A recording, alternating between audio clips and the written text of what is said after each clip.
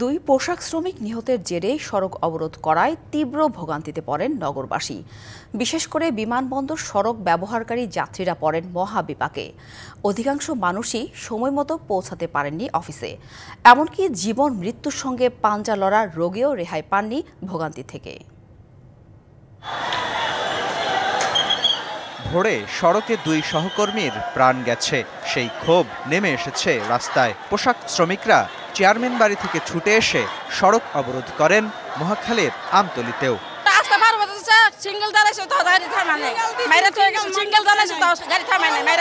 পুলিশে দেখে ভিডিও করে নিয়ে গেছে কতক্ষণ নিছে না আর পুলিশে পয়সা ক্যান চ্যাটিং করে ওখানে বলাকা গাড়ি প্রথম ঢাকা মারছে পরে ফিগাবে নিচে যাওয়ার পরে একটা মাইক দিয়ে মেরে দিয়ে চলে গেছে। পরে ভুক্তভোগী যাত্রীদের প্রতিবাদে আমতলী মোড়ের অবস্থান থেকে সরে যায় আন্দোলনকারীরা। আমাদের সমাধান আছে, আমাদের সমাধান নয়, আমাদের জীবনের দাম নয়। তবে চেয়ারম্যান বাড়ির সড়ক অবরোধের জের ছড়িয়ে পড়ে প্রায় পুরো ঢাকা শহর জুড়েই। বিশেষ করে এ ভোগান্তি তীব্র ছিল মহাখালী, গুলশান, বিমানবন্দর সড়ক সহ মূল শহরের গুরুত্বপূর্ণ রাস্তা জুড়ে। কালার এক্সপার্ট, জর্জ স্যাপ এবং মাইল্ড অন হ্যান্ডস টেকনোলজি সমৃদ্ধ অরিক্স ক্রিস্টাল ওয়াশ আপনার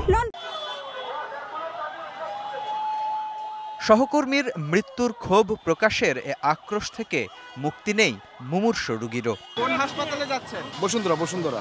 নিরুপায় ট্রাফিক পুলিশ অ্যাম্বুলেন্স ঘুরিয়ে দেয় বিকল্প পথে।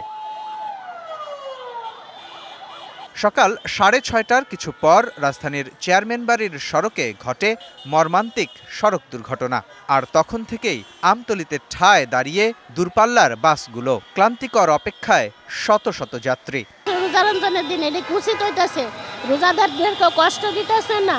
আমি 6টার দিকে গাড়ি মহাখালীতে টানতেছি, আমার গাড়ি এতক্ষণ শেরপুর থাকতো, এখন আমরা মহাখালী আছি। এখন পর্যন্ত কোনো পুলিশ সেনাবাহিনী দেখি নেই। পায়ে হেঁটে কিংবা পথ পরিবর্তন করে রাজধানীর এক প্রান্ত থেকে আরেক প্রান্তে যাওয়ার কিছু বিকল্প থাকলেও দূরপাল্লার যাত্রীদের করার ছিল না কিছুই। মুস্তফা মাহবুব, ডিবিসি নিউজ, ঢাকা।